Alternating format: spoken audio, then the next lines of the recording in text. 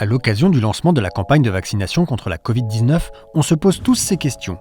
Comment un vaccin qui normalement met 10 ans à être fabriqué a pu être mis sur le marché en une année? Et c'est quoi cette histoire d'ARN messager? Alors on va essayer de vous donner des éléments de réponse. Tout d'abord, il faut bien comprendre qu'obtenir un vaccin dans un temps aussi record est une prouesse. Et cette prouesse a été possible grâce à la mobilisation historique des laboratoires, gouvernements et autorités de santé du monde entier. Pour commencer, on ne partait pas de zéro quant à nos connaissances sur le virus, dont la carte de visite génétique a pu être établie dès le début 2020. Après, ce qu'il faut savoir, c'est que pour évaluer un vaccin, il y a 3 phases. Phase 1, on vérifie la sécurité du vaccin. Phase 2, on estime la meilleure posologie et les premiers résultats d'efficacité sur peu de personnes. Phase 3, on teste à grande échelle. Une partie des personnes reçoivent le vaccin, l'autre un placebo.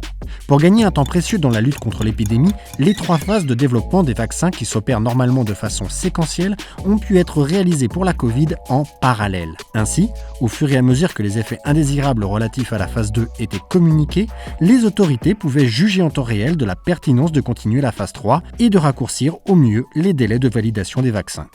Autre raison qui explique la rapidité de mise sur le marché des vaccins, la technologie utilisée de l'ARN messager.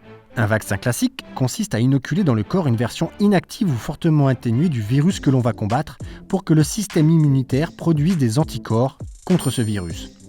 Pour les mettre au point, il faut donc cultiver le virus, le rendre moins dangereux, autant de phases de fabrication qui peuvent être longues à mettre en œuvre. Avec les vaccins ARN messagers, l'idée de base de leurrer le corps pour qu'il apprenne à se défendre reste la même, mais le concept change. Alors, comment ça marche ?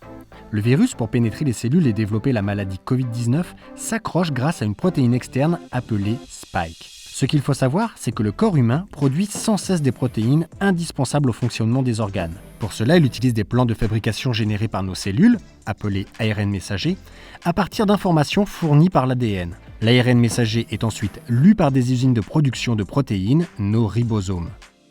Le vaccin à ARN messager consiste donc à donner directement au ribosome le plan de fabrication de la protéine Spike. Notre système immunitaire va donc ensuite produire des anticorps contre cette protéine Spike et nous protéger ainsi des méfaits du virus. Voilà, on espère que ces petites explications vous auront apporté des réponses et aidé à y voir plus clair.